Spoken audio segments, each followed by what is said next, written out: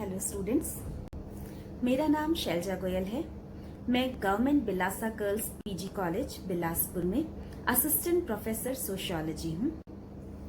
आज हम जिस टॉपिक पे डिस्कशन करने वाले हैं वो एमए प्रीवियस के सेकेंड सेमेस्टर के पेपर 1 मॉडर्न सोशियोलॉजिकल थ्योरीज में यूनिट 4 की एक मॉडर्न सोशियोलॉजिकल थ्योरी है जिसको हम फेनोमेनोलॉजी कहते हैं। इस फेनोमेनोलॉजिकल सोशियोलॉजिकल थ्योरी में हम अल्फ्रेड शूट्स की थ्योरी को आज इस लेक्चर में देखेंगे।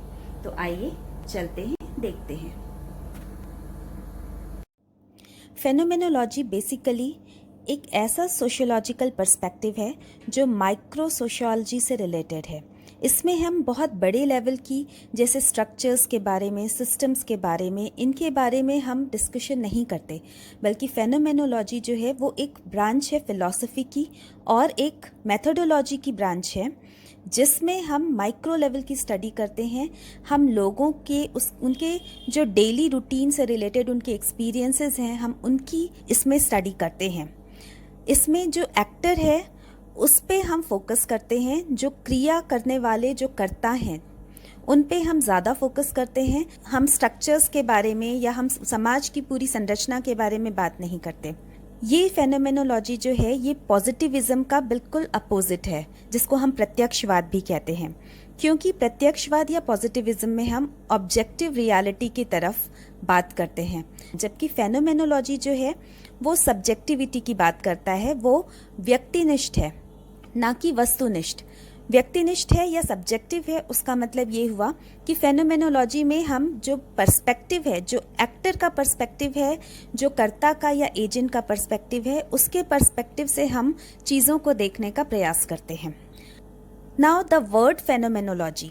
फेनोमेनोलॉजी जो वर्ड है वो एक ग्रीक वर्ड से निकल करके आया है, जिसमें फेनोमेनन जिसका मतलब दैट विच अपीयर्स है और logos means the study of. तो इस तरह से ये बनता है the study of that which appears, जो हमारे सामने प्रकट होता है या प्रत्यक्ष होता है, हम उसकी स्टडी को फेनोमेनोलॉजी कह सकते हैं। वैसे फिलॉसफी में फेनोमेना मतलब वो वैसी चीज़ें जो हमारे सेंसेस को जैसी अपीयर होती हैं, as they appear to our senses. वस्तुएं जिस तरह से हम जिनको महसूस कर पाते हैं उसको हम फेनोमेनन कहते हैं। कुछ फिलोसोफर्स ये कहते हैं कि we can never have definite knowledge of what the world outside of our minds is really like in itself. मतलब ये कि हम एक्चुअली में जो संसार है वो कैसा है हम उसको वास्तव में अनुभव नहीं करते, बल्कि जो हमारे सेंसेस मतलब हमारे जो सेंसेस हैं, सेंसेस ऑफ सीइंग, देखने का, टच करने का, स्मेल करने का, सुनने के, ये जो हमारे 5 सेंसेस होते हैं, इन सेंसेस के आधार पे हम वर्ल्ड को जैसा परसीव करते हैं वही हमारे लिए वर्ल्ड की ट्रू पिक्चर है। एक्चुअली वर्ल्ड क्या है? फॉर एग्जाम्पल, जैसे अगर हम किसी हाथी की बात करें, आपने ये पहले भी सुना होगा कि कोई व्यक्ति उस हाथी की पूंछ को टच करता है, कोई उसकी सूंड को टच करता है, कोई उसके पैरों को टच करता है, और जो व्यक्ति जिस तरह से हाथी को टच करता है उनका परसेप्शन उस हाथी का वैसा ही है। पूंछ को टच करने वाला कह सकता है कि वो एक स्नेक के समान है, और पैरों को टच करने वाला कह सकता है कि वो एक पेड़ के समान है। लाइक दैट, हम जिस तरह से वर्ल्ड को हमारे सेंसेस जिस तरह से हमको दिखाते हैं, हमारे लिए वही वर्ल्ड की रियलिटी है। और इसी चीज़ को फेनोमेनोलॉजी में हम स्टडी करना चाहते हैं कि लोगों के एक्सपीरियंसेस वर्ल्ड के लिए कैसे बनते हैं। नाउ फेनोमेनोलॉजी जो फिलॉसफी है उसका स्टार्टिंग पॉइंट, इस फिलॉसफी को जो डेवलप करने वाले व्यक्ति थे वो एडमंड हुसर्ल थे। 1859 टू 1938 इनका जीवन काल था, और इन्होंने अपने फेनोमेनोलॉजी से रिलेटेड आइडियाज़ जो हैं उनकी famous book ideas introduction to pure phenomenology में दिए। ये बुक जर्मन भाषा में 1913 में आई और इंग्लिश में इसका ट्रांसलेशन 1969 में हुआ। हुर्सल से ही इन्फ्लुएंस थे अल्फ्रेड शूट्स, जिनकी फेनोमेनोलॉजी के बारे में आज हम बात करने वाले हैं। और हुर्सल के दूसरे और जो स्टूडेंट्स थे उनमें एक्सटेंशनिस्ट्स हेडिगर और सार्त्रे थे, जिनको हम अस्तित्ववादी विचारक भी कहते हैं। तो अब हम चलकर देखते हैं कि फेनोमेनोलॉजी के बेसिक प्रिंसिपल्स क्या हैं। फर्स्ट है knowledge is found directly in conscious experience. पहला प्रिंसिपल फेनोमेनोलॉजी का ये कहता है कि जो नॉलेज है वो डायरेक्ट कॉन्शियस एक्सपीरियंस में ही हमें मिलता है। हम वर्ल्ड को उसी तरह से जानते हैं जैसा कि हमने उसे एक्सपीरियंस किया है। सेकंड, कोई भी चीज़ की जो मीनिंग है वो उस चीज़ की आपके जीवन में क्या महत्व है उसके ऊपर डिपेंड करती है। आप किसी वस्तु से कैसे रिलेट करते हैं वही आपके लिए उस वस्तु की मीनिंग होगी। तीसरा इसका कंसेप्ट है कि language is the vehicle of meaning. जो मीनिंग्स है वो एक व्यक्ति से दूसरे व्यक्ति को हम किस माध्यम से समझा पाते हैं, वो लैंग्वेज के माध्यम से हम समझा पाते हैं, अपनी बात दूसरे व्यक्ति तक पहुंचा पाते हैं। तो ये फेनोमेनोलॉजी के कुछ बेसिक प्रिंसिपल्स थे। आइए अब हम चलकर देखते हैं कि फेनोमेनोलॉजी जो है उसके क्या क्या टाइप्स थे। वैसे तो फेनोमेनोलॉजी के और भी बहुत से टाइप्स हैं, पर जो मेजर हम जिनके बारे में बात करते हैं वो एक हर्मेनॉटिक या पोस्ट फेनोमेनोलॉजी भी है, जो इंटरप्रेटिव टाइप ऑफ फेनोमेनोलॉजी है, जिसे मार्टिन हेडिगर ने दिया था। ये हुर्सल के स्टूडेंट थे। इसके बाद एक फेनोमेनोलॉजी है जिसको हम ट्रांसडेंटल फेनोमेनोलॉजी कहते हैं, जो एडमंड हसल ने दी थी। ये फादर ऑफ फेनोमेनोलॉजी कहे जाते हैं। और तीसरी जो थी वो एक्सटेंशियल फेनोमेनोलॉजी, जिसको हम अस्तित्ववादी फेनोमेनोलॉजी भी कह सकते हैं, ये पॉन्टी ने और जीन पॉल सार्त्रे ने दी थी। आज हम जिस फेनोमेनोलॉजी के बारे में बात करने वाले हैं, जो हमारा विषय है, वो है ट्रांसडेंटल फेनोमेनोलॉजी, जो एडमंड हसल का है। ट्रांसडेंटल फेनोमेनोलॉजी एक्चुअली क्या होती है? इसका मतलब ये है कि हम उन चीज़ों के बारे में स्टडी करते हैं जो हमारी कॉन्शियसनेस का पार्ट है। हम वास्तव में नेचुरल वर्ल्ड को नहीं जानते, लेकिन हमारी कॉन्शियसनेस, हमारी अवेयरनेस, हमारा माइंड हमें जो दिखाता है पिक्चर वर्ल्ड की, वही हमारे लिए सच है। और इन्हीं चीज़ों का जो अध्ययन है वो हम हमारी फेनोमेनोलॉजी की स्टडी में करने वाले हैं। एडमंड हसल की फ़िलॉसफी जो है उसके बारे में चर्चा करते हैं बहुत ब्रीफ में। तो एडमंड हसल जो हैं उन्होंने कहा कि world only makes sense because we impose meaning and order on it.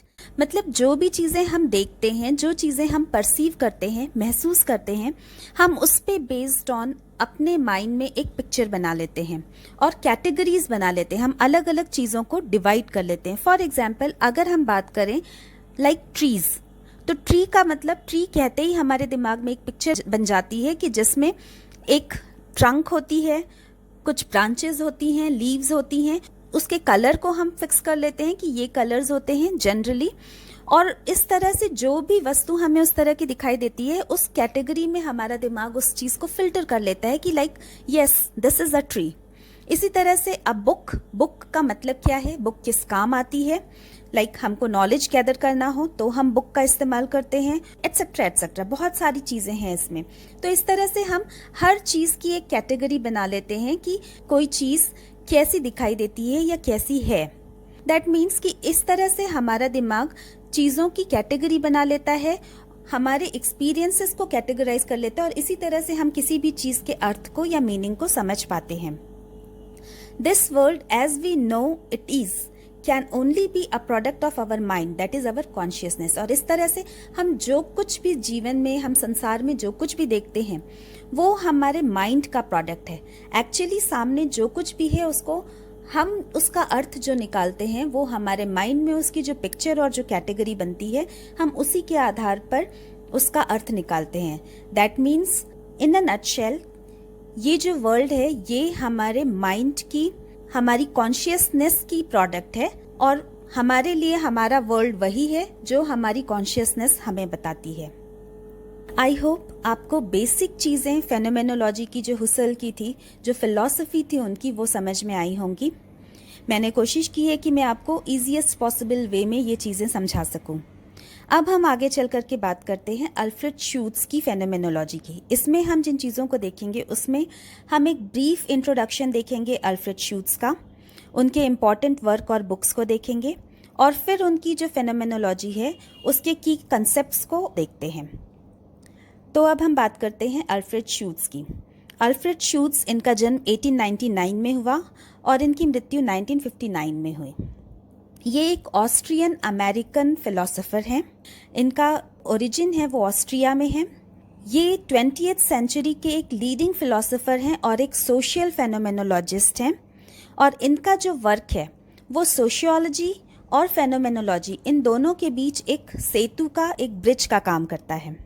जो अल्फ्रेड शूट्स हैं वो मैक्स वेबर की वर्स्टेहेंस से इंस्पायर्ड हैं। वो उनको एक आइडियल मानते थे, उनके आइडियल टाइप को भी इन्होंने अपनी फिलॉसफी में शामिल किया है, बट उनका इन्होंने क्रिटिकल इवैल्यूएशन भी किया है। और इसके साथ साथ वो एडमंड हसल, उनकी फिलॉसफी से भी ये प्रभावित थे, और इन दोनों को मिक्स कर करके इन्होंने अपनी फेनोमेनोलॉजी जो है वो विकसित की है। जो सोशल फेनोमेनोलॉजी है वो यूरोप में विकसित हुई एडमंड हसल की फेनोमेनोलॉजी की फिलॉसफी और अमेरिका के अंतःक्रियावाद, या जिसको हम सिंबॉलिक इंटरैक्शनिज्म भी कहते हैं, उन दोनों का मिक्सचर है। जब हिटलर का प्रशासन बढ़ गया था ऑस्ट्रिया में, तब जेविश होने की वजह से इनको ऑस्ट्रिया छोड़ करके 1939 में अमेरिका जाना पड़ा। अमेरिका में ये दिन में एक बैंकर की तरह काम करते थे और रात में एक फिलोसोफर की तरह। निव school for social research America में इन्होंने पोजीशन ली। इसके बाद वहाँ पर इनके जो स्टूडेंट्स थे उनमें पीटर बर्जर, थॉमस लकमैन और हैरोल्ड गारफिंकल। इन्होंने फेनोमेनोलॉजिकल सोशियोलॉजी को बनाया, सोशल फेनोमेनोलॉजी, जो वर्ल्ड को एक ऑर्डिनरी इंसान, एक सामान्य व्यक्ति के नज़रिए से देखने का प्रयास करता है। इनकी जो वर्क है उसका इम्पैक्ट सोशियोलॉजिकल फेनोमेनोलॉजी में भी आगे चल करके पड़ा, क्योंकि इनके शिष्यों ने लाइक लकमैन एंड बर्जर ने उनके काम को आगे बढ़ाया, और इसके साथ साथ एथनोमेथोडोलॉजी, जिसको हम जाति पद्धति शास्त्र भी कहते हैं, उस पे भी इनके काम का प्रभाव पड़ा। अब हम देखते हैं शूट्स के कुछ इम्पॉर्टेंट वर्क्स को। शूट्स के जो इम्पॉर्टेंट वर्क हैं उसमें फर्स्ट है the phenomenology of the social world, 1932 में ये किताब आई थी। इसके बाद उन्होंने कलेक्टेड पेपर्स 3 वॉल्यूम्स में उनके निकले, जिसमें फर्स्ट था the problem of social reality 1962, second studies in social theory 1964 and third studies in phenomenological philosophy 1966। इसके बाद इनके जो 2 और इम्पॉर्टेंट बुक्स हैं उसमें reflection on the problem of relevance 1971, जो इनकी मृत्यु के बाद आई, and the structure of the life world with Luckmann 1973, ये भी इनकी मृत्यु के बाद आई, जो उनके शिष्य लकमैन ने कंप्लीट की थी। इनमें से 3 इम्पॉर्टेंट बुक्स है जो आपको एग्जाम में पूछा जाता है जनरली, जो ज़्यादा इम्पॉर्टेंट है। उसमें first book the phenomenology of the social world, third reflection on the problem of relevance and fourth the structure of the life world. ये आपके नेट सेट के एग्जाम में, या आप अगर पीएससी की प्रिपरेशन कर रहे हैं तो इस तरह के किसी भी एग्जाम के लिए ये बुक्स बहुत इंपॉर्टेंट हैं। इसके बाद हम देखते हैं इनके कुछ की कंसेप्ट्स जो हमारे सामने आएंगे। फॉर एग्जाम्पल टाइपिफिकेशन, इंटरसब्जेक्टिविटी जिसको अंतर्वैश्विकता भी कहते हैं। इसके बाद आएगा नेचुरल एटीट्यूड, और इसके बाद एक आएगा लाइफ वर्ल्ड, जिसको आप जीवन संसार कह सकते हैं। इसके बाद 1-2 और पॉइंट्स इनकी फिलॉसफी में इंपॉर्टेंट हैं जो की कंसेप्ट्स आएंगे। उसमें स्टॉक ऑफ नॉलेज, ज्ञान भंडार, रेसिपीज नॉलेज, जैसे रेसिपी होती है ना, और थ्योरी ऑफ रेलेवेंस। ये चीज़ें जो हैं इनके बारे में हम इनकी फिलॉसफी में देखेंगे। अल्फ्रेड शूट्स की जो सोशल फेनोमेनोलॉजी है, जैसा कि हमने देखा कि हुसल की जो फेनोमेनोलॉजी थी वो फिलॉसफिकल थी, लेकिन अल्फ्रेड शूट्स ने उसको सोसाइटी के साथ जोड़ने का प्रयास किया।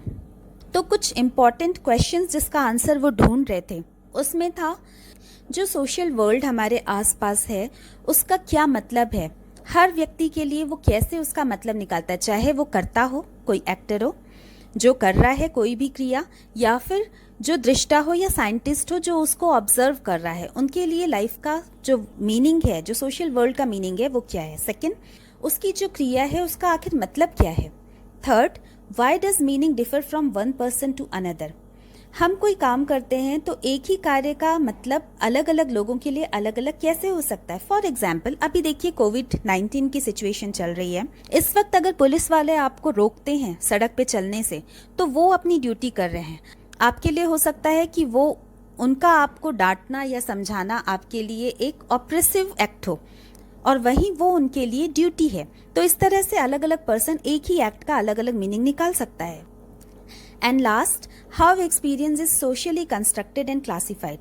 जो भी एक्सपीरियंसेस हम करते हैं उसको हम सोशली कैसे कंस्ट्रक्ट करते हैं या क्लासीफाई करते हैं, उसको हम सोसाइटी में सबके साथ कैसे शेयर करते हैं। इन सारे क्वेश्चंस के आंसर के लिए अल्फ्रेड शूट्ज ने हुसेल की फेनोमेनोलॉजी को सोशल वर्ल्ड पे अप्लाई करने की कोशिश की। वो इस बात पे जोर देना चाहते थे कि लोग आखिर कॉन्शियसनेस को या अवेयरनेस को कैसे ग्रास्प करते हैं, कैसे उनके अंदर कॉन्शियसनेस या अवेयरनेस आती है इन चीज़ों को लेकर के। एंड सेकेंड, एक आम इंसान कैसे वर्ल्ड को देखता है, वो उसके नज़रिए से इस दुनिया को देख करके समझना चाहते थे। Now we will see phenomenology किन चीज़ों पर बिलीव करता है, social phenomenology specially. The first thing is, लोग जिस तरह से चीज़ों को क्लासीफाई करते हैं और जिस तरह से वो किसी भी चीज़ को अर्थ प्रदान करते हैं, मीनिंग देते हैं, वो एक इंडिविजुअल प्रोसेस नहीं है, बल्कि वो एक शेयर्ड प्रोसेस है। हम सोशल बीइंग हैं, सोसाइटी में रहते हैं और इस तरह से हम हर चीज़ को शेयर करते हैं। Human actions consist of establishing and interpreting meanings. जो हमारे एक्शंस हैं वो चीज़ों को मतलब देते हैं। Reality is socially constructed by knowledge. जो वास्तविकता है, जो सच्चाई है, वो सोशली कंस्ट्रक्टेड है, उसको हम सामाजिक रूप से बनाते हैं थ्रू नॉलेज। नॉलेज के द्वारा ही हम हमारी रियलिटी को बनाते हैं। सोशल रियलिटी जो है वो अपने आप में एक फैक्ट नहीं है, बल्कि सोशल रियलिटी जो है वो कम्युनिकेशन के थ्रू आती है। फॉर एग्जाम्पल, छोटे से बच्चे को अगर पता है कि कब उसको क्या करना है, अपने घर पे जो उसके पेरेंट्स हैं उनको किस नाम से पुकारना है, तो ये भी उसको समझाना पड़ता है, उसको बताना पड़ता है। लाइक दैट कि हमारी जो भी रियलिटी है वो हम कम्युनिकेशन के थ्रू अचीव करते हैं। Everyday life is interpreted through a stock of knowledge. मतलब एक स्टॉक ऑफ नॉलेज होता है। ये क्या होता है हम इसको आगे चलकर और डिटेल में देखेंगे, ये एक इम्पॉर्टेंट कंसेप्ट है। और उस स्टॉक ऑफ नॉलेज के थ्रू हम हमारी जो रोज़मर्रा की ज़िंदगी है उसके बारे में जानकारी प्राप्त करते हैं। Objects of the world are accessible to people but they mean different to one another. जो अलग अलग ऑब्जेक्ट्स हैं उन सब ऑब्जेक्ट्स तक लोगों की पहुंच तो है, लेकिन उस ऑब्जेक्ट का मीनिंग हर व्यक्ति के लिए अलग अलग हो सकता है। अब अल्फ्रेड शूट्ज ने क्या कहा, उनके की कंसेप्ट्स को हम समझने का प्रयास करते हैं, आपको ये थ्योरी और क्लियर होगी। Alfred Schutz applied the idea of Husserl's phenomenology to the social world, जैसा हम डिस्कस कर चुके हैं। नाउ जो उनका फर्स्ट की कंसेप्ट था टाइपिफिकेशन। जैसा कि हुसेल ने बताया था कि हम चीज़ों को अपने माइंड में अलग अलग कैटेगरीज में रखते हैं। शूट्स ने कहा कि उन कैटेगरीज को और उन कंसेप्ट्स को हम सिर्फ अपने तक नहीं रखते, बल्कि हम उन कैटेगरीज को दूसरों के साथ शेयर करते हैं, और इसी शेयरिंग को हम टाइपिफिकेशन कहते हैं, कैटेगरीज की शेयरिंग को। जैसे एक छोटे बच्चे को हर चीज़ के बारे में बताया जाता है, ये पेड़ है, ये आग है, ये पानी है, ये ठंडा है, ये गर्म है, उसको ये सारी चीज़ें उसके कॉन्शियसनेस में शेयरिंग के थ्रू डाली जाती हैं। तो इस तरह से ये जो है, इससे जो मेंबर्स ऑफ सोसाइटी हैं वो चीज़ों की सेम मीनिंग लेना समझते हैं और सीखते हैं।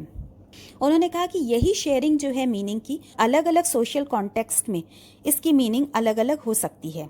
For example, raising your arm means answering a question in class. अगर आप क्लास में बैठे हैं और आप अपना हाथ उठाते हैं तो इसका मतलब ये है कि आप आंसर देने के लिए रेडी हैं, या आप कोई डाउट पूछना चाहते हैं अपने टीचर से। इसी तरह से हाथ उठाना हिटलर के टाइम पे एक बहुत ही इनफेमस सिंबल था। और इसके अलावा अगर आप किसी ऑक्शन में बैठे हो तो इसी तरह से हाथ उठाना ये हो सकता है कि आप बिडिंग के लिए हाथ उठा रहे हो। तो इस तरह से एक ही एक्ट की अलग अलग मीनिंग्स अलग अलग सोशल कॉन्टेक्स्ट में हो सकती है। इस तरह से शूट्स ने कहा कि जो मीनिंग्स हैं किसी भी चीज़ की वो अनक्लियर हो सकती हैं या अनस्टेबल हो सकती हैं, स्पेशली तब जब लोग उनको अलग अलग तरीके से लें और एक ही क्रिया का अलग अलग लोगों के लिए अलग अलग मतलब हो। लेकिन फॉर्चुनेटली टाइपिफिकेशन एक ऐसी चीज़ है कि जो हमारे बीच समानता या समरूपता लेकर आता है। टाइपिफिकेशन के थ्रू, मतलब सोशली शेयरिंग ऑफ कैटेगरीज, इसके थ्रू हम एक ही तरह की चीज़ें समझते हैं, एक ही बात का एक ही मतलब निकालते हैं। और ये टाइपिफिकेशन ही है जो कम्युनिकेशन को आसान बनाता है और इसी के द्वारा हम सोशल ऑर्डर को अचीव कर पाते हैं। In Schutz's view, members of society to a large extent have a shared life world. अब ये लाइफ वर्ल्ड क्या है? लाइफ वर्ल्ड जो है ये बेसिकली जर्मन भाषा में लेबेंसवेल्ट इसको कहा जाता है। हुसल ने इसको यूज़ किया था फर्स्ट टाइम। ये एक ऐसा वर्ल्ड है जहाँ हम सब रहते हैं और ये एक बैकग्राउंड या एक हॉरिजन की तरह हो सकता है जिसमें हमारे सारे एक्सपीरियंसेस आते हैं। तो जो भी चीज़ें वहाँ पर एज इट इज़ हैं, जिसको हम एक सच्चाई मानकर चलते हैं, हमारी रियलिटी मान के चलते हैं, वो हमारा लाइफ वर्ल्ड है जिसमें हमारे सारे के सारे एक्सपीरियंसेस हैं और वो सारे एक्सपीरियंस अपने आप में यूनिक हैं। ठीक है, ये जो लाइफ वर्ल्ड है, मतलब लाइफ वर्ल्ड को लोग जो हैं फॉर ग्रांटेड लेकर चलते हैं। वो ये मान के चलते हैं कि चीज़ें ऐसे ही है नेचुरल वर्ल्ड में, यही वास्तविकता है। और वो तब तक इस तरह से मानते हैं जब तक कि उनके सामने अचानक से कोई प्रॉब्लमेटिक सिचुएशन ना आ जाए। तो इस तरह से शूट्स ने कहा कि members of society to a large extent share and have a common life world, मतलब लोग जो हैं वो अपने लाइफ वर्ल्ड को शेयर करते हैं। अ स्टॉक ऑफ शेयर टाइपिफिकेशंस और कॉमन सेंस नॉलेज, जिसको स्टॉक नॉलेज कहा जाता है। अब स्टॉक नॉलेज क्या है? It is a share typification and common sense knowledge, मतलब जो भी हमारी कॉन्शियसनेस में जो भी इंफॉर्मेशन है सोसाइटी को लेकर, वर्ल्ड को लेकर के, सिंबल्स को लेकर के, अलग अलग जो हम सिंबल्स लेकर चलते हैं। लाइक आप सिग्नल पे अगर खड़े हैं और वहाँ पर रेड लाइट का सिग्नल है और आप उसको देख करके रुक जा रहे हैं, तो all of the persons out there they know कि हाँ यहाँ पर रेड सिग्नल है, तो दैट मीन्स कि we have to stop there. तो इस तरह से हम सब ने एक शेयर मीनिंग, शेयर्ड एक नॉलेज रखा हुआ है अपनी कॉन्शियसनेस में और उसी को हम स्टॉक नॉलेज कहते हैं। स्टॉक नॉलेज मतलब जो भी हमारी कॉन्शियसनेस में जो भी इंफॉर्मेशन भरी हुई है या नॉलेज है उसको हम स्टॉक नॉलेज कहते हैं। ज्ञान का भंडार नाम से ही स्पष्ट है। अब देखिए, इसमें एक और कंसेप्ट आता है रेसिपी नॉलेज। शेयर्ड नॉलेज या स्टॉक नॉलेज क्या हुआ? वो नॉलेज जो आपका एक्सपीरियंस है। अब जो स्टॉक नॉलेज है किसी व्यक्ति का, वो उसकी सिचुएशन के हिसाब से कुछ और भी हो सकता है, ठीक है। लेकिन कुछ चीज़ें ऐसी होती हैं जिसको हम रेसिपी नॉलेज कहते हैं। रेसिपी नॉलेज मतलब जैसे आप किचन में रेसिपी यूज़ करते हैं किसी चीज़ को बनाने के लिए, एक प्री डिफाइंड इंग्रेडिएंट्स क्या होने चाहिए और प्री डिफाइंड फार्मूला कि कैसे उस डिश को बनाना है, उसकी एक रेसिपी होती है। सेम वैसे ही सोसाइटी में इंटरेक्ट करने की, लोगों के साथ व्यवहार करने की कुछ प्री डिफाइंड रेसिपीज़ होती हैं। फॉर एग्जाम्पल, आप अगर किसी से मिलते हैं तो आप सबसे पहले उसको पूछते हैं हेलो, हाउ आर यू। उसका इंस्टेंट रिस्पॉन्स होता है जिसके लिए उसको सोचना नहीं पड़ता, and that is yes I am good, I am fine. और वो दोबारा आपसे पूछता है कि हाउ आर यू। तो ये जो है ये कुछ प्री डिफाइंड सेट्स हैं। आपके टेबल मैनर्स, आप कैसे खाना खाते हैं, आप लोगों से कैसे ग्रीट करते हैं, फ़ोन पे आप कैसे बात करते हैं, ये सब चीज़ें कुछ प्री डिफाइंड सेट्स हैं, रूल्स हैं, कोड ऑफ कंडक्ट्स हैं। इन्हीं को हम रेसिपी नॉलेज कहते हैं।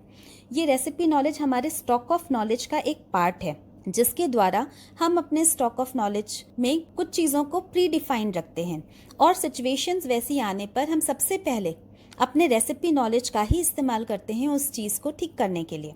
और अगर मान लीजिए सिचुएशन कुछ डिफरेंट है तब हम उसके लिए कुछ अलग से एफर्ट लगाएंगे। नाउ अब ये जो सोशल वर्ल्ड है ये एक इंटर सब्जेक्टिव वर्ल्ड है। इंटर सब्जेक्टिव वर्ल्ड मतलब अंतः व्यक्ति निष्ठता, जिसको ये भी एक इम्पॉर्टेंट कंसेप्ट है शूट्स के फेनोमेनोलॉजी में। इसमें इंटर सब्जेक्टिव वर्ल्ड मतलब ये एक प्राइवेट वर्ल्ड नहीं है। इंटर सब्जेक्टिव वर्ल्ड उसको कहते हैं जो सबके लिए कॉमन है, जिसमें लोग अपने जैसे ही दूसरों को समझते हैं, अपने जैसे ही उनकी फीलिंग्स को समझते हैं और ये मान के चलते हैं कि हमारे जो कुछ एक्सपीरियंसेस हैं वो दूसरों से अलग नहीं हैं, बल्कि हम एक कॉमन एक्सपीरियंस शेयर करते हैं। फॉर एग्जाम्पल, अभी फिर से हम एग्जाम्पल लेते हैं अगर कोरोना का, तो जैसी सिचुएशन आपके साथ है वैसी ही सिचुएशन आपके नेबर के साथ भी है और वैसी ही सिचुएशन आपके किसी रिलेटिव के साथ भी है।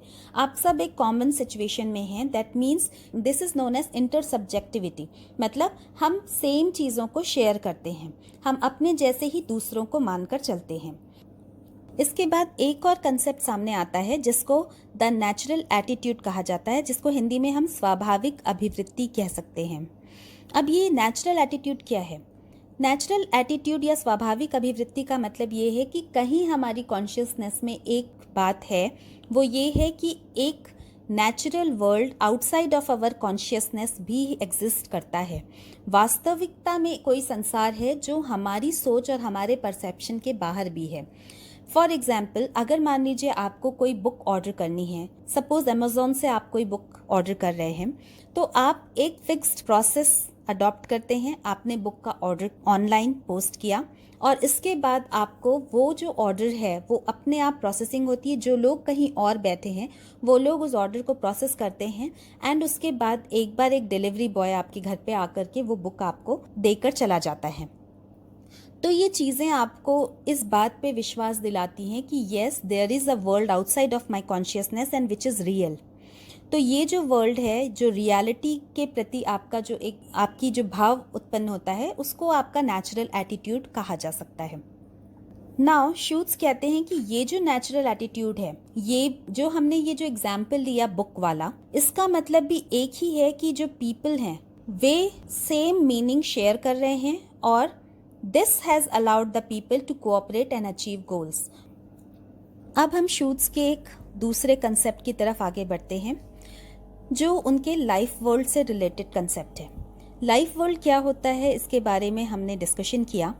Life world basically German word लेबेंसवेल्ट से निकला हुआ वर्ड है और इसका मतलब एक ऐसा वर्ल्ड है जिसमें हम सब रहते हैं, the world in which we all live. Life world हमारे सारे के सारे एक्सपीरियंसेस का एक बैकग्राउंड है समझ लीजिए, और उसमें हर व्यक्ति और हर वस्तु का अलग अलग स्थान है। ठीक है, इसके बाद अब ये एक नई चीज़ सामने आ रही है। रिट्जर ने ये बात कही कि जो लाइफ वर्ल्ड है वो एक इंटर सब्जेक्टिव वर्ल्ड है, मीन्स एक शेयर्ड वर्ल्ड है। यहाँ पर सोशल रियलिटी एक तो वो होती है जो हमने बनाई, जो हम अपने दिन प्रतिदिन की रोज़मर्रा के एक्सपीरियंसेस से हम सोशल रियलिटी कंस्ट्रक्ट कर रहे हैं या बना रहे हैं। दूसरी कुछ चीज़ें ऐसी भी होती हैं जो हमको हमारे पूर्वजों से मिली है, जो उन्होंने हमें सिखाई है। लाइक हमने अभी डिस्कशन किया कि सोशलाइजेशन के प्रोसेस के थ्रू चिल्ड्रंस में जो पुरानी चीज़ें हैं, जैसे पूजा करने की विधि है या कोई रिचुअल है, उन चीज़ों को चिल्ड्रंस में ट्रांसफ़र किया जाता है। तो इस तरह से जो लाइफ वर्ल्ड हमारा है वो हम भी रोज़मर्रा की अपनी डेली लाइफ में उसको बना रहे हैं, पर साथ में उसमें वो भी चीज़ें हैं जो हमको कहीं से पहले ही हमें हेरिटेज में मिली है या हमें कहीं से विरासत में मिली हुई है। तो इस तरह से हम लाइफ वर्ल्ड की दो चीज़ों को देखते हैं। उसकी जो प्रकृति है वो द्वंद्वात्मक या डायलेक्टिकल नेचर की है। लाइफ वर्ल्ड में फेस टू फेस रिलेशनशिप भी हो सकती है, जिसको हम वी रिलेशंस कहते हैं। और ये जो हमारे जो क्लोज रिलेटिव्स होते हैं, यहाँ पर शूट्स ने एक और कंसेप्ट के बारे में बात की है, जिसमें वो कहते हैं कि जो हमारे फेस टू फेस रिलेशनशिप है उसमें एक यूनिकनेस होती है। हम हर व्यक्ति के साथ जो हमारा करीबी है एक अलग तरीके से व्यवहार करते हैं। पर उसके साथ में उन्होंने एक और बात की कि यहाँ पर एनोनिमस अदर्स भी होते हैं, जिसको दे रिलेशंस कहते हैं। मतलब वो लोग जो हमसे थोड़े दूर हैं और उनके साथ में हम एक रेसिपी का इस्तेमाल करते हैं इंटरेक्शन के लिए, कोर्स ऑफ एक्शन का। फॉर एग्जांपल, अगर हम इस लेक्चर की बात करें तो जो मेरे क्लास के स्टूडेंट्स हैं वो मुझे पर्सनली जानते हैं, मे भी हो सकता है वो मेरे इस लेक्चर के साथ में पर्सनली को रिलेट कर पा रहे हों, और जो स्टूडेंट्स मुझे फर्स्ट टाइम सुन रहे हैं उनके लिए मैं दे रिलेशंस में आऊँगी। वो मेरी बातों को समझने का, सुनने का और मेरी बात करने की जो शैली है, जो तरीका है, उसके साथ में एडजस्ट करने का प्रयास करेंगे। तो like that this is we relations and they relations, और इसमें थोड़ा सा डिफरेंस होता है, लेकिन ये सारी चीज़ें एक साथ में हमारे लाइफ वर्ल्ड का पार्ट होती हैं, जिसमें कुछ चीज़ें हमारी पर्सनल भी हैं और कुछ चीज़ें हमारी शेयर्ड भी हैं। तो ये डायलेक्टिकल नेचर था लाइफ वर्ल्ड का। शूट्स की फिलॉसफी में उन्होंने लाइफ वर्ल्ड के बारे में जो बातें हमने की, dialectical nature of life world, इसके बाद एक और चीज़ उन्होंने बताई कि जो लाइफ वर्ल्ड है हमारा वो 4 चीज़ों में डिवाइड है। दैट मीन्स कि हमारे लाइफ वर्ल्ड में जो लोग आते हैं, जो भी व्यक्ति हमारे लाइफ वर्ल्ड में है, 4 तरह के लोग होते हैं जिनके साथ हमारा कांटेक्ट होता है या संबंध होता है। शूट्स ने बताया कि जो हुसल का लेबेंसवेल्ट था, जो लाइफ वर्ल्ड था, उसको उन्होंने 4 सब वर्ल्ड में डिवाइड किया, और इन्होंने कहा कि ये जो 4 सब वर्ल्ड के जो लोग हैं इनसे हमारा कांटेक्ट होता है या ये कहीं ना कहीं हमें डायरेक्टली और इनडायरेक्टली प्रभावित करते हैं। सबसे पहला उन्होंने डिवीजन किया जिसको उन्होंने कहा अमवेल्ट। अमवेल्ट मतलब डायरेक्टली एक्सपीरियंस्ड सोशल रियलिटी। ये वो लोग हैं जो हमारे फेलो मैन हैं, जिनके साथ में हम टाइम और स्पेस दोनों को शेयर करते हैं। ध्यान रखिएगा, ये उनका बहुत इंपॉर्टेंट कंसेप्ट है। टाइम और स्पेस मतलब ये कि वो लोग जो हमारे फेस टू फेस रिलेशन में, मतलब जो हमारे साथ सेम टाइमिंग्स पे हैं, जो हमारे साथ हमारे इस जीवन में हैं, प्लस जो स्पेस मतलब जो जिनसे हमारी स्थान की दूरी भी नहीं है, जो हमारे आसपास के लोग हैं, उनके साथ में हमारा रिलेशनशिप एक यूनिक काइंड ऑफ रिलेशनशिप होता है। और ये लोग वैसे लोग हैं जो हमारे सबसे क्लोज होते हैं। लेकिन इस रिलेशनशिप में, इसी को उन्होंने कहा वी रिलेशनशिप, और इस वी रिलेशनशिप में जो है एक यूनिकनेस होती है, व्यवहार करने का एक अलग सा तरीका होता है। इसके बाद शूट्स ने कहा कि जो 3 और लोग हैं उनको 3 अलग अलग कैटेगरीज में उन्होंने डिवाइड किया, जिसमें से पहली कैटेगरी है मिडवेल्ट। मिडवेल्ट मतलब वो लोग जिनके साथ में हम इनडायरेक्टली, हमारा उनके साथ इनडायरेक्ट रिलेशन है, मतलब ये वो लोग हैं जो हमारे समय के लोग हैं, जो हमारे साथ के लोग हैं, लेकिन जिनके साथ में हम डायरेक्ट कांटेक्ट में नहीं हैं। फॉर एग्जांपल, आपका कोई फेसबुक फ्रेंड हो सकता है, उस फेसबुक फ्रेंड को आप फेसबुक के थ्रू ही जानते हो, आप रियलिटी में उसको नहीं जानते, पर you know someone is out there. ठीक है, जैसे मैंने अगेन ये एग्जाम्पल लिया कि मैं ये लेक्चर ले रही हूँ, मेरे जो स्टूडेंट्स क्लास के हैं उनके लिए मैं अनवेल्ट हो सकती हूँ, वो टाइम एंड स्पेस दोनों मेरे साथ शेयर करते हैं, पर कुछ यूट्यूब में जो मेरा लेक्चर फर्स्ट टाइम देख रहे हैं उनके लिए मैं मिडवेल्ट हो सकती हूँ। उन्होंने फर्स्ट टाइम मुझे यूट्यूब से सुना कि yes there is some professor, और वो जो हैं वो इस पे लेक्चर देती हैं, तो इतना हमारा कांटेक्ट है। ठीक है, मैं आपके सेम टाइमिंग पे हूँ लेकिन हम सेम स्पेस शेयर नहीं कर रहे हैं। इसके बाद दूसरा है, इन्होंने जो 2 और कैटेगरीज बताई उसमें एक है द वर्ल्ड ऑफ प्रीडिसेसर्स, जिसको वोरवेल्ट कहा। वो लोग जो हमारे पुराने समय के लोग रहे हैं, जो हमारे पूर्वज रहे हैं, उनसे भी हमने कुछ चीज़ें सीखी हैं जो हमारे लाइफ वर्ल्ड का पार्ट बनी, जैसे कल्चर, हमारा ट्रेडिशंस, तो वो हमारे वोरवेल्ट हुए। पर वो आज की डेट में ना तो हमारे साथ टाइमिंग शेयर कर रहे हैं, ना हमारे साथ स्पेस शेयर कर रहे हैं। इसके बाद एक और लोग हैं द वर्ल्ड ऑफ सक्सेसर, जो हमारी आने वाली पीढ़ी है, इसको इन्होंने फोल्कवेल्ट कहा। ये वो है जो फ्यूचर जनरेशन के लोग हैं। हम आज कुछ पॉलिसीज़, कुछ नियम, कुछ चीज़ें बनाते हैं कि ये हमारे फ्यूचर जनरेशन के लिए काम आएगी, बट ना टाइमिंग हमारी साथ में है, ना स्पेस साथ में है, लेकिन फिर भी हमारे थॉट या हमारे लाइफ वर्ल्ड में उनके लिए एक जगह है। जैसे हम बोलते हैं एनवायरनमेंट को क्लीन रखो सो दैट कि फ्यूचर जनरेशन जो है वो अच्छे से रह सके। तो इस तरह से इन्होंने कहा कि 4 तरह के वर्ल्ड्स हैं, अमवेल्ट, मिडवेल्ट, वोरवेल्ट और फोल्कवेल्ट। जो हमारे प्रीडेसेसर्स और सक्सेसर्स का वोरवेल्ट और फोल्कवेल्ट है, उनके साथ में हमारा कभी कोई शेयरिंग नहीं होता डायरेक्टली, इनडायरेक्टली होता है। अमवेल्ट के साथ हम सबसे ज़्यादा डायरेक्टली रिलेशन में होते हैं, और जो मिडवेल्ट है, जो हमारे कंटेम्प्रेरीज हैं पर जिनको हम डायरेक्टली जानते नहीं हैं, उनके साथ में एक पॉसिबिलिटी होती है इन 2 के साथ कि ये इंटरचेंज हो सके। जैसे आपका कोई बहुत क्लोज फ्रेंड है, वो आपके साथ बचपन से रहा है, लेकिन उसके बाद स्टडीज़ के लिए वो बाहर चला गया, तो वो आपके अमवेल्ट का पार्ट छोड़ करके आपके मिडवेल्ट में या कंटेम्प्रेरीज में वो चला गया, लेकिन आपके साथ अब वो सेम स्पेस शेयर नहीं कर रहा है। वही ये हो सकता है कि आपका कोई फेसबुक फ्रेंड जो है वो आपकी लोकेलिटी में आकर रहने लगे और आपकी अच्छी फ्रेंडशिप हो जाए, और तब वो जो है वो आपका अमवेल्ट का पार्ट बन सकता है। तो इस तरह से अमवेल्ट और मिडवेल्ट जो हैं वो इंटर रिलेटेड हैं, और जिनमें कम्युनिकेशन है वो ज़्यादा स्ट्रॉन्ग होता है। तो ये था शूट्स का डिवीजन ऑफ लाइफ वर्ल्ड, जिसको रिल्म ऑफ रियलिटी भी कह सकते हैं आप। इसके बाद हम शूट्स के लास्ट इम्पॉर्टेंट कंसेप्ट के बारे में बात करेंगे आज के लेक्चर में, reflections on the problems of relevance. ये उनकी एक बहुत इंपॉर्टेंट किताब भी थी। इस किताब में उन्होंने जिस बारे में बात की, हम शॉर्ट में उन चीज़ों को डिस्कस करेंगे। इसमें उन्होंने कहा कि हमारे जितने भी एक्सपीरियंसेस हैं, हमारे पास स्टॉक ऑफ नॉलेज है, बहुत सारा नॉलेज हमने जब से हम हुए हैं तब से लेकर अभी तक इकट्ठा किया हुआ है, पर उसमें से कुछ ही नॉलेज ऐसा है जो हमारे लिए किसी गिवन पॉइंट ऑफ टाइम में रेलेवेंट है, या जो सामयिक है, जिसको कहते हैं कि जो हमारे लिए अब उस समय की सिचुएशन के हिसाब से जो इम्पोर्टेंट है। तो उसका हम कैसे पता लगाते हैं या उन चीज़ों को हम कैसे सिलेक्ट करते हैं, इसी से रिलेटेड है प्रॉब्लम ऑफ रेलेवेंस। और उन्होंने कहा कि कोई भी हमारा जो रेलेवेंस, हम जिस चीज़ को सिलेक्ट करते हैं वो 3 टाइप से होता है। First is topical relevance. Topical relevance का मतलब क्या हुआ, which focuses attention on the themes.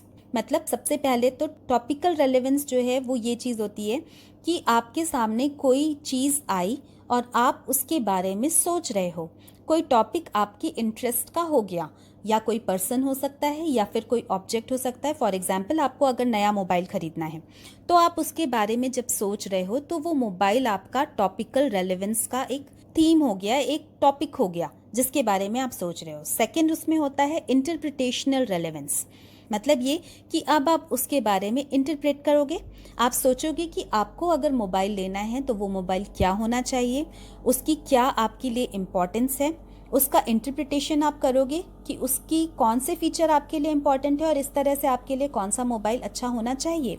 The third thing is motivational relevance. Motivational relevance में it involves the decision to act. अब उसके बाद जब आपने सोच लिया, उस मोबाइल की यूटिलिटी अपने लिए आपने एनालिसिस उसका कर लिया इंटरप्रिटेशनल रेलेवेंस में, उसके बाद आपने उसका डिसीज़न लेना है कि आपको कौन सा मोबाइल लेना है। और ये डिसीज़न आप दो तरह से ले सकते हो। ये दो टाइप के मोटिवेशंस भी इम्पॉर्टेंट है शूट्स की फिलॉसफी में। इसमें दो तरह से आप डिसीजन लेते हो, एक इन ऑर्डर टू और दूसरा बिकॉज रेलेवेंस। तो इन ऑर्डर टू मतलब जो हमें फ्यूचरिस्टिक है, ये इन ऑर्डर टू मतलब टू अचीव समथिंग, मतलब किसी चीज़ को प्राप्त करने के लिए। तो करने के लिए कब होता है कि जब हमें फ्यूचर में कोई चीज़, कोई गोल अचीव करना है, तो this is in order to. और दूसरा होता है बिकॉज। बिकॉज हमारे पास से रिलेटेड है, हमारे साथ कोई प्रॉब्लम हुई इसलिए हमें लेना है। अब मोबाइल वाले एग्जाम्पल पे आते हैं, तो आपको मोबाइल लेना है in order to make calls, use smartly the phone. आपने मोबाइल लेना है क्योंकि आपको उससे कॉल्स करने हैं, आपको उसका इंटरनेट यूज करना है। और बिकॉज क्यों आपको मोबाइल लेना है, क्योंकि आपके पास मोबाइल नहीं है या आपका मोबाइल खराब हो गया है। तो इस तरह से इन ऑर्डर टू और बिकॉज ये दो तरह के मोटिवेशंस होते हैं।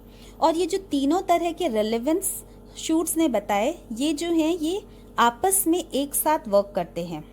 और ये सारी चीज़ें आपके स्टॉक ऑफ नॉलेज में से ही निकल कर आ रही है, ये एनालिसिस। तो this is the part of your stock of knowledge. तो इस तरह से ओवरऑल ये थ्योरी बहुत इंपॉर्टेंट है और इस थ्योरी ने आगे चल करके बर्जर एंड लकमैन की थ्योरीज को, फेनोमेनोलॉजी की आगे कंस्ट्रक्ट किया और उसके साथ साथ एथनोमेथोडोलॉजी को भी इसने आगे बढ़ाया। तो इस तरह से ये शूट्स की पूरी फिलॉसफी थी एंड ये सारे इंपॉर्टेंट कंसेप्ट्स थे शूट्स की फिलॉसफी की।